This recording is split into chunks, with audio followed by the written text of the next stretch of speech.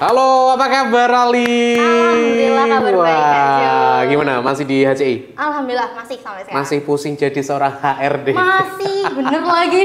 Iya, bener. Ngomong-ngomong ini soal kerjaan kamu, sekarang kan dunianya kan udah beda ya? Iya, pasti. Pastinya sekarang sini yang lagi booming banget nih kalau di sosial media tuh soal Gen Z. Ya, anget. Menurut pakarnya HRD, Gen Z itu punya potensi nggak sih di dunia perhotelan? Di dunia perhotelan, kalau misalkan potensi itu nggak melulu soal Gen Z ya kak ya, pasti terbuka lebar. Cuman karena memang ini temanya kita lagi ngobrolin soal Gen Z. Iya. Berkaitan dengan isu sekarang nih, biasanya kan Gen Z di highlight dengan generasi yang lebay. Micin. Micin, terus apa sih lemah kayak gitu. Tapi nggak semuanya kok kak. Aku setuju semuanya. sih. Dan memang kalau memang kita pendekatannya betul, itu Gen Z bisa diarahkan loh. Kalau itu aku setuju. Yes. Karena di Grafis juga pastinya kan yang datang juga anak-anak Gen Z juga. Betul. Ya kan, Generasi jadi kan ada ya, Kak, ya. kan harus ada potensinya kan harus kita olah, terus tantangannya sendiri. Yes.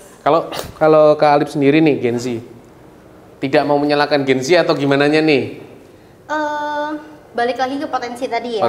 Potensi tadi terbuka lebar untuk Gen Z. Tinggal kita mengarahkannya gimana. Oke. Kalau kita mau buka atau mungkin miringin point of view-nya sedikit nih, Gen Z itu kan hidup searah dengan perkembangan teknologi ya kak ya. Yes. Iya kan. Nah kalau kita mau tadi balikin point of view-nya dikit nih ke point of view-nya kita dan coba sejajarin dengan Gen Z ini, kita bisa kok ngajak Gen Z untuk yuk brainstorming bareng.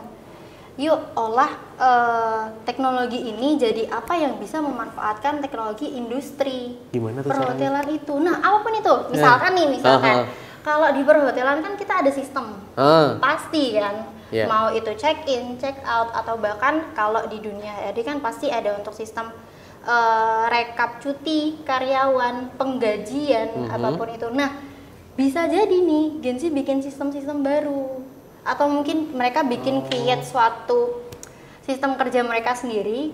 Kita kan udah sejalan dengan AI tuh kak.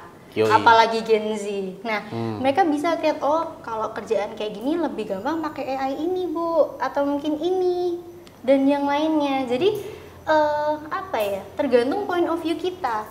Kalaupun kita terus terjun dengan highlight yang tadi, Gen Z itu lemah, Gen Z itu lebay, Gen Z itu micin, bisa apa Padahal sih kamu? di balik itu ada potensinya. Betul. Kita bisa putar point of view-nya. Ya sih, kalau dipikir-pikir juga anak-anak zaman sekarang tuh lebih up to date juga tentang teknologi. Apalagi kan ya sorry to say ya bagi gen-gen yang lain ya.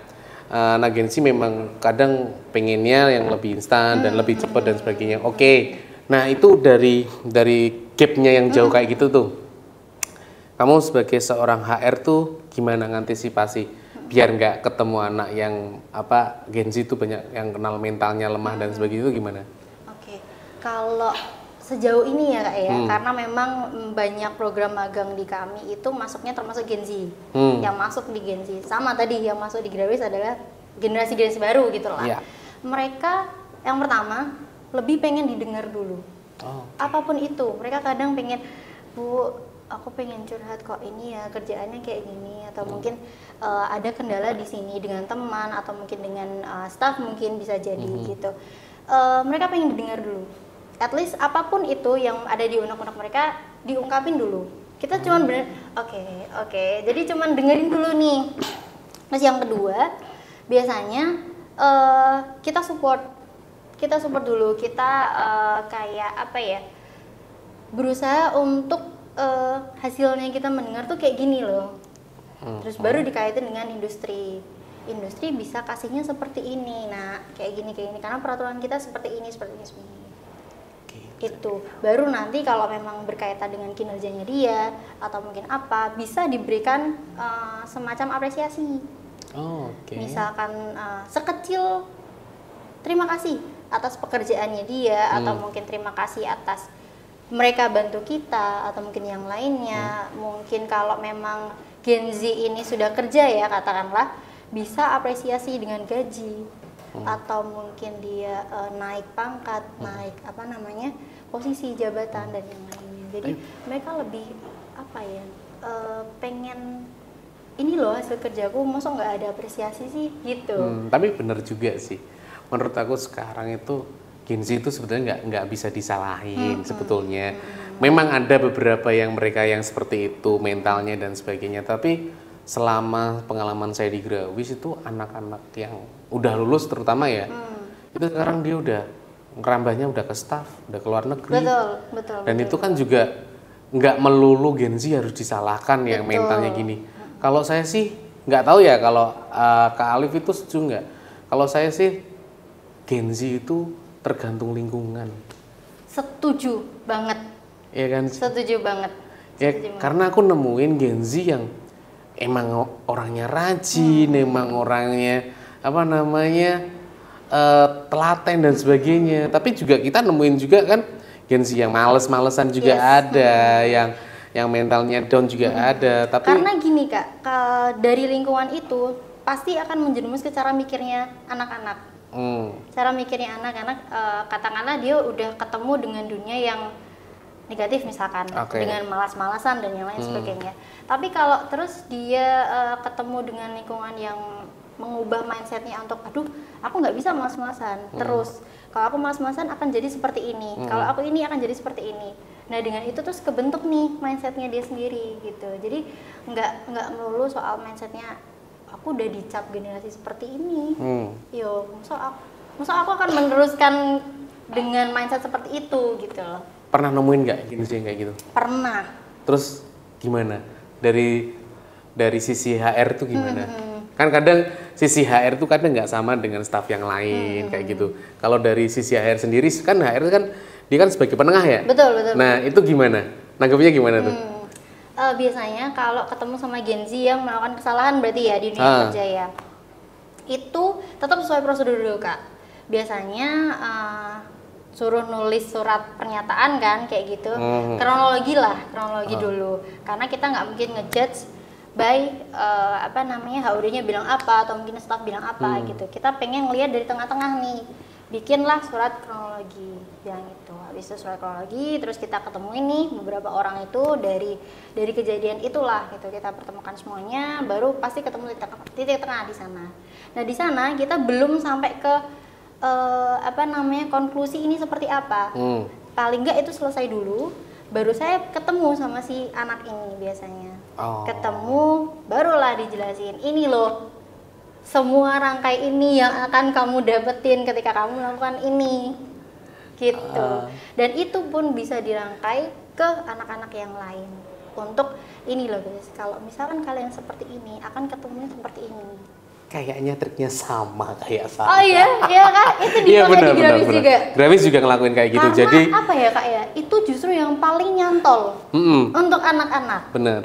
Itu yang paling nyantol. Daripada kita ngomong jangan kayak gini, nggak akan nyantol dan mereka nggak dapet kenapa, malah nyoba biasanya.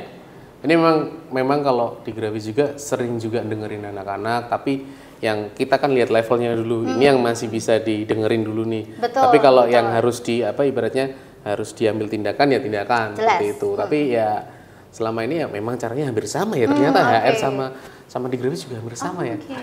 Terus kalau ini nih Gen Z yang apa namanya yang punya prestasi dan sebagainya itu, faktor utamanya itu biasanya kepuasannya di mana untuk Gen Z yang model-model kayak gitu? Oke, faktor kepuasan Gen Z ya. Balik lagi ke cara kita pendekatan Gen Z tadi. Mereka lebih senang dapat apresiasi biasanya. At least say thank you about apa yang mereka lakukan di pekerjaan mereka. Kemudian apresiasi soal pendapatan mereka. Bisa jadi soal jabatan mereka.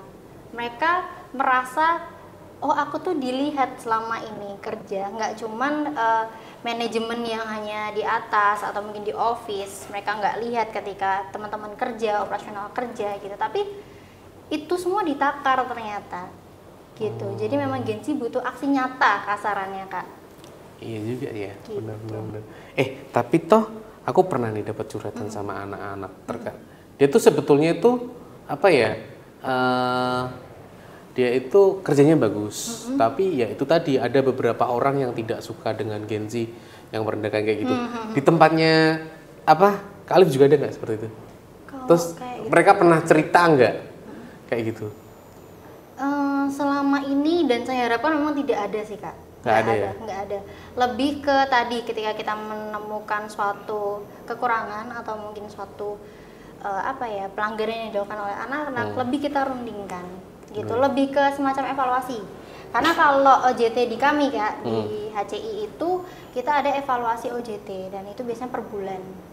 Itu di luar dari jam training, karena kan kita tetap ada training, baik dari HRD maupun per departemen, tapi kita tetap ada evaluasi OJT. Apapun itu, misalkan OJT yang terlambat lah, OJT yang izin sering lah, atau mungkin dia tiba-tiba ngomong sakit padahal ketemu di jalan lagi main lah, itu ada pasti. Banyak sih. Banyak. Dan itu kita evaluasi. Tapi kalau dari Grabis nggak ada kan? Aman sejauh ini Kak. Ini tahun kedua ya berarti Grabis dengan HCI, semuanya aman. Anak-anak segera aman. Kalau nggak aman, sikat gitu. Betul. Iya sih, emang kan ada anak yang beberapa dari properti lain kan cerita, Mas aku diginiin, aku biasanya juga diceritain anak-anak, balikin mentalnya mereka. Ya itu kadang-kadang Gen Z itu butuh perhatian bener tadi.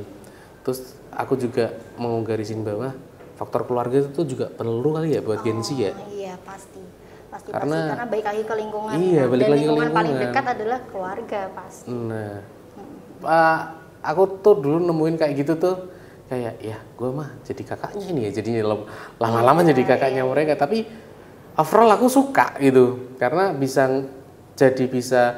nggak melulu nyalain Gen Z-nya. Gen Z kan cuma hanya ukuran tahun kelahirannya kalau nggak salah betul. Tapi kan ya balik tadi kita sama-sama setuju kalau Gen Z itu yang membuat ininya itu karena lingkungannya. Iya gitu. Betul. Dan mau nggak mau sebenarnya kayak dunia HR ini dengan praktisi pendidikan seperti Kak Jo ini pasti jadi lingkungan terdekat juga buat anak-anak terkait dengan kedepannya mereka mau kemana, entah mau kerja atau mau lanjut kuliah misalkan.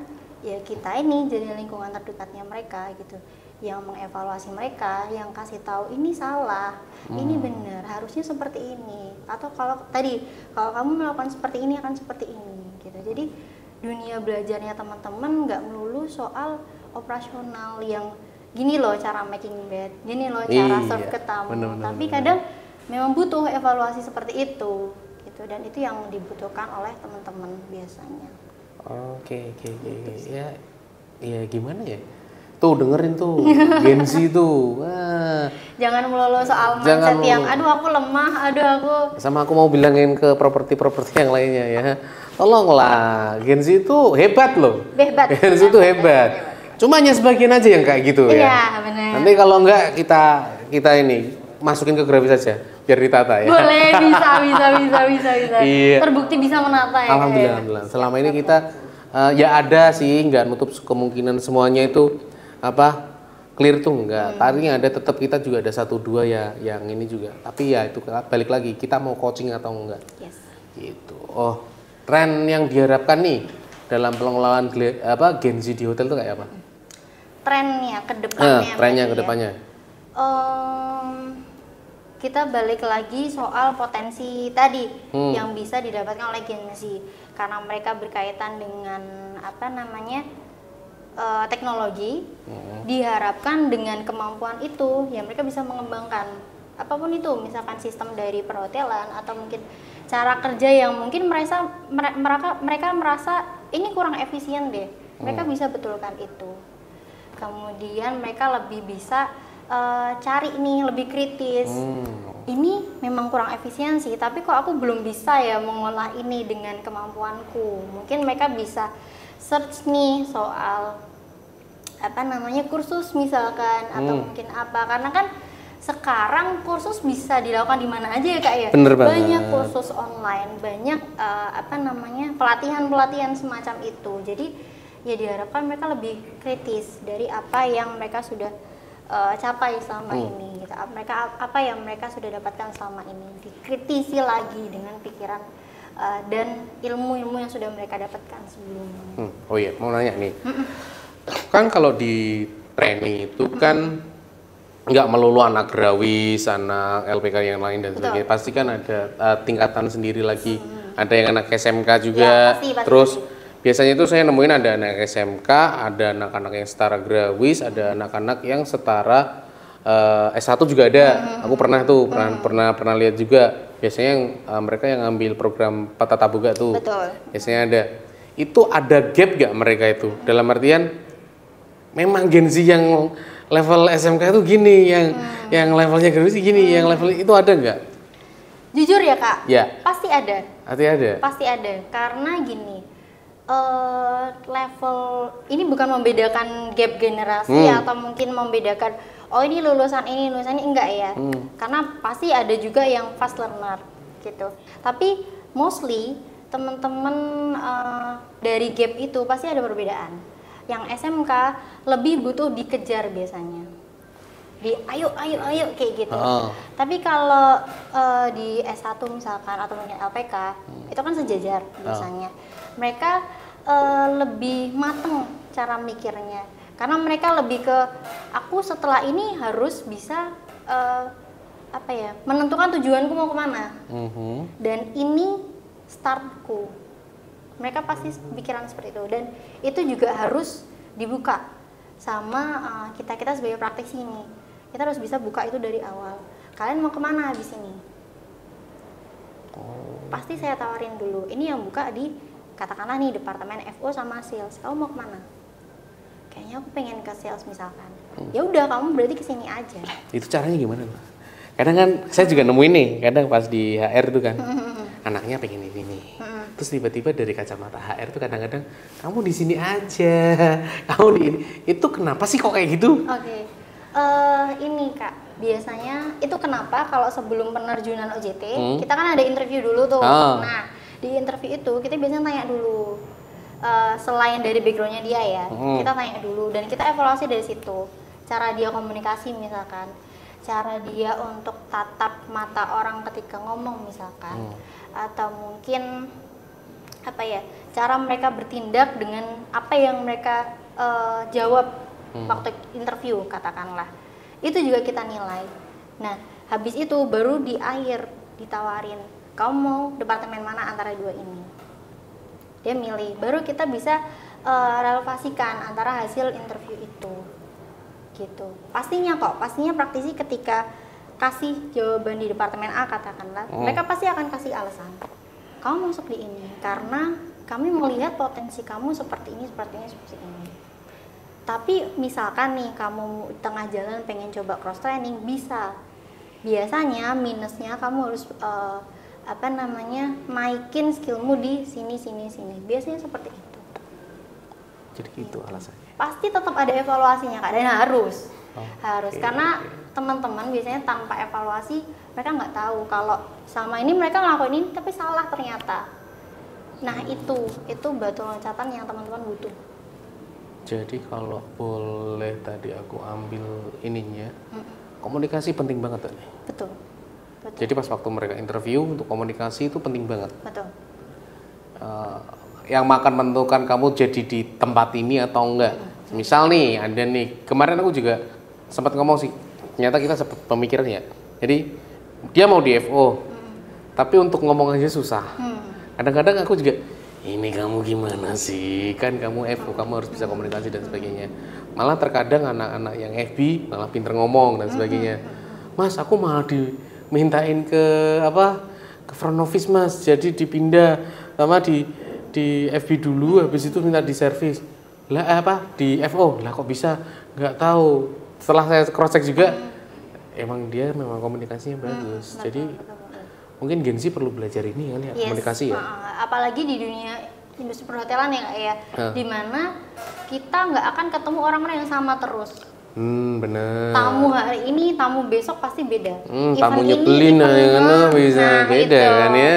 Tamu kan karakterisnya beda-beda ya. Karakternya beda-beda. Ada yang ketika mungkin nih misal ketemu sama makanan yang asin katakanlah di breakfast, mereka marah-marah yang bener-bener marah. Ada yang cuman kasih note Kak maaf asin, bisa diperbaiki lagi. Terus kalau Gen Z jawabannya gini, tadi Bapak pesen apa? Aduh. Oh ini bukan, ini pesanan yang lain gitu ya. Bisa. Aduh. Tahu.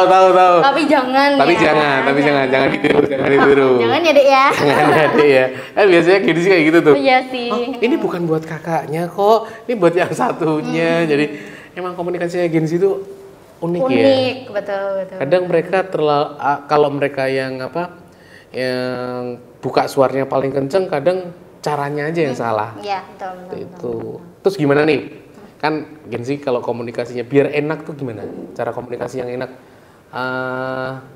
Kita nggak ngeliat dulu dari perhotelan lah. Kita dari dunia kerja yang lain juga lah. Gimana cara yang tepat untuk Gen Z bisa berkomunikasi yang baik? Antara beda levelnya itu tadi nih. Antara seniornya lah, antara sesama Gen Z-nya lah, atau mungkin di bawahnya lah, gimana tuh? Cara komunikasi ya. Kalau cara komunikasi itu sebenarnya nggak ada teori yang spesifik menurut saya ya. Nggak ada teori yang kamu harus melakukan rumus ini untuk ngomong sama ini gitu. Nggak ada. Lebih ke gimana caranya kamu untuk terbiasa ngomong. Kadang ada anak yang ngomongnya masih enggak Bu, ini itu kayak gitu. Itu. Lebih apa ya? Katakanlah gini Kak, kita lagi training soal courtesy telepon misalkan. Itu kan mereka nggak bisa yang langsung Assalamualaikum, kan nggak bisa yang langsung tek kan nggak bisa. Mereka harus pelan. Tapi lambat waktu lah katakanlah, mereka bisa lebih cepat dan lebih intonasinya dapat, waktunya dapat gitu loh. Penyesuaiannya bisa dapat. Jadi lebih ke praktisnya, latihannya terus-menerus. Dan teori terkait gimana handle komplain misalkan, gimana ketika mereka berpapasan sama dunia marketing atau mungkin dunia F&B, pasti komunikasinya beda. Gimana cara mereka menawarkan event paket misalkan, atau mungkin menawarkan menu makanan, pasti kan beda gitu. Jadi lebih ke latihan sih sebenarnya. Kalau Kak Alif sendiri tuh termasuk Gen Z gak sih? Aduh, kalau aku ya masih sih harusnya. Tapi kok tak lihat nggak kayak Gen Z ya? Iya kan? Wah itu kenapa? Harusnya kamu sih yang jawab kalau ini, kan orang nggak bisa menilai diri sendiri ya. Tapi aku memang lihat beberapa ada HR muda seperti Kak Alif juga tuh. Saya ngeliat ya itu tadi, kok ini bisa ya, Gen Z yang seperti ini bisa ya. Bisa, itu kenapa? Membuktikan dong berarti bahwa Gen Z nggak sepenuhnya lemah, rapuh, atau apa ya bahasanya yang micin dan lain sebagainya. Itu loh yang tuh dengerin Gen Z ini. Ini contoh Gen Z yang strong. Kita ayo break the rules gitu loh. Tapi pernah nggak sih, kan kamu paling muda nih, sama yang lebih senior gimana? Kalau pas di kantor, gimana itu? Asik nih kayaknya ini. Aduh, takut salah ngomong. Nggak apa-apa, nanti dikit gitu aja nggak apa-apa. Nggak. Balik lagi komunikasi tadi. Kalau kita lagi ngomongin soal kerjaan berarti ya, kerja. Karena beda. Aku tipe orang yang beda nih, bisa mode switch. Ketika kita ngomongin pekerjaan, harus ada peraturan. Peraturan kan pasti dong di suatu perusahaan ada peraturan perusahaan. Nah kita harus ngomongin sesuai itu. Katakan kita lagi ngomongin soal pekerjaan nih, kita lagi hire suatu posisi yang kosong misalkan. Dia minta nego atau apa gitu, kita udah ada peraturan ini, kita based on peraturan ini. Tapi ketika kita lagi di EDR atau kita lagi training yang evaluasi, kan biasanya kalau training evaluasi kita santai, beda dengan training yang kita setiap bulan gitu.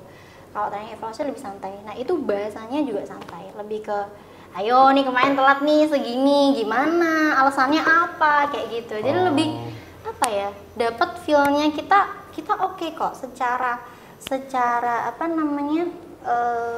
komunikasi, secara pertemanan oke. Tapi ketika kita bikin obrolan soal pekerjaan juga kita harus profesional. Betul. Jadi nggak peduli looking alpa lah. Nggak ada.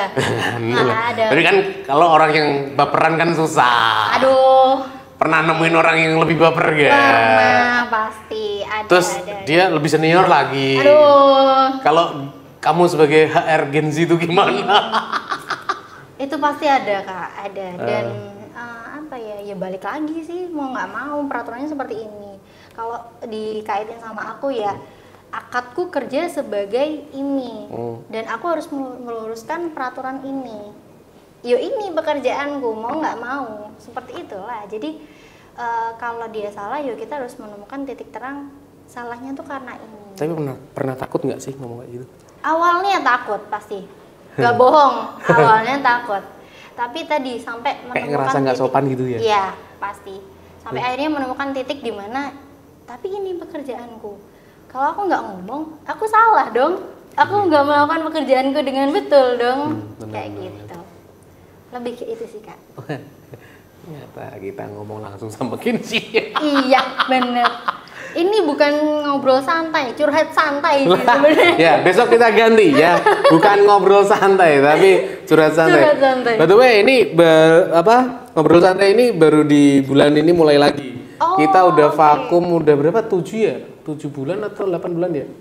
Udah lama deh. Makanya ini tamu pertama di tahun 2025. Eksklusif. Makasih loh. Udah dikasih kesempatan datang ke sini. Terus kamu sebagai Gen Z sendiri, ini aku pengen sarannya kamu sebagai Gen Z sendiri, sebagai HR sendiri. Oke. Untuk biar Gen Z-nya biar sukses tuh gimana? Oke. Ini untuk Gen Z ya. Ya, kamu sebagai bukan seorang HR dulu, sebagai Gen Z nih, biar sukses ini gimana nih?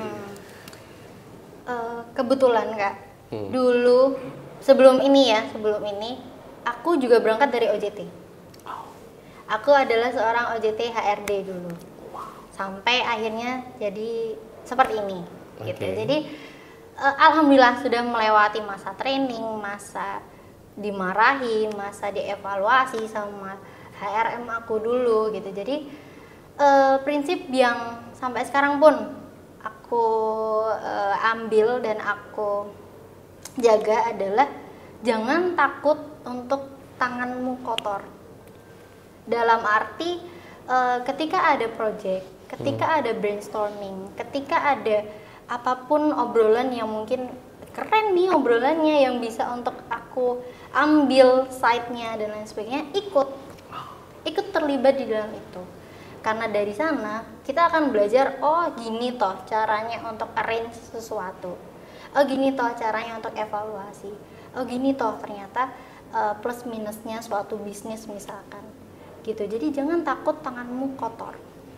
Itu sih. Gitu ya. Kalau dari sisi HR nih sekarang. Oke. Dari sisi HR. Ya sebenarnya nggak jauh beda sih Kak.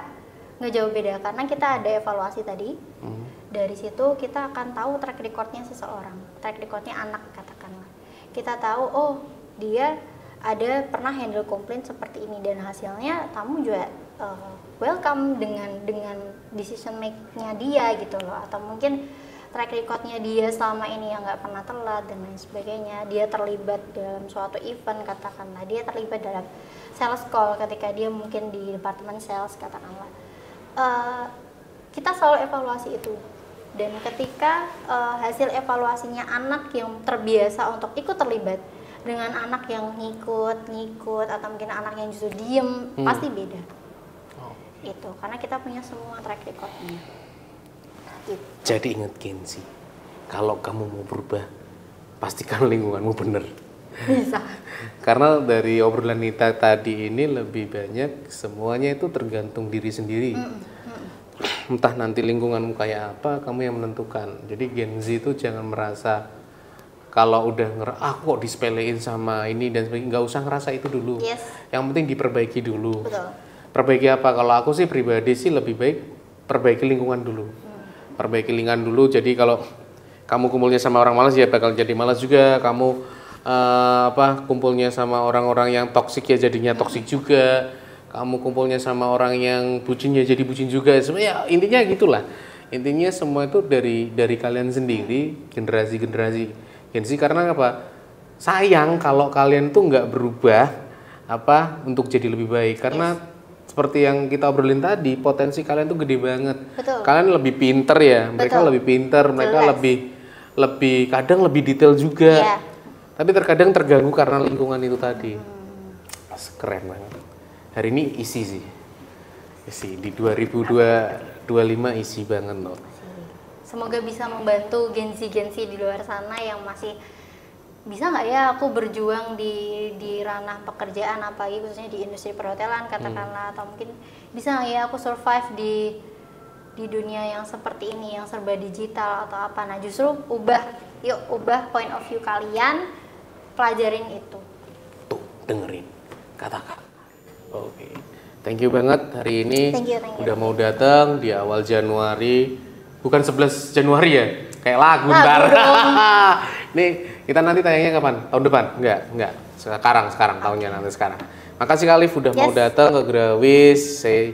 Next, semoga generasi-generasi kita nanti bisa lebih baik dan lebih baik lagi. Amin. Terutama mentalnya, terutama ya semuanya lah yang dianggap orang-orang itu kok gini, kok gitu, kok gini. Kalau saya langsung berani, tergantung lingkungannya. Oke, see you buat besok lagi di Ngobrol Santai. Thank you.